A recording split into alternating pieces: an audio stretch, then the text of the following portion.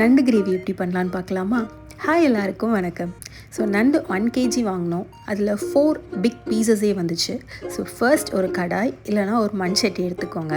அதை நல்லா ஹீட் பண்ணிட்டு கொஞ்சோண்டு ஆயில் ஊற்றி அதில் சீரகம், முழு மிளகு, சோம்பு, இஞ்சி, பூண்டு, அப்புறமா ஒரு 2 பச்சை மிளகாய் இது எல்லாத்தையும் போட்டு நல்லாவே சாட்டே பண்ணுங்கள். ஒரு பெரிய வெங்காயம் போட்டு லைட்டாக சாட்டே பண்ணிவிட்டு அதுலேயே ஒரு தக்காளியும் சேர்த்து நல்லா வதக்குங்க. அது நல்லா வதங்குற வரையும் பண்ணுங்கள்.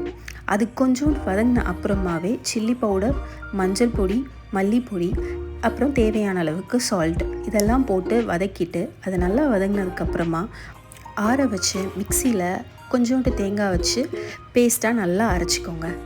அதே கடாயில் ஒரு லைட்டாக எண்ணெய் சேர்த்து கடுகு போட்டு அதே பேஸ்ட்டை போடுங்க. உங்களுக்கு கொஞ்சம் தண்ணி சேர்க்கணுன்னா கொஞ்சோண்டு தண்ணி சேர்த்துக்கோங்க. அதுக்கப்புறமா நண்டு போட்டு ஒரு 15 to 20 minutes நல்லா கொதிக்க விடுங்க.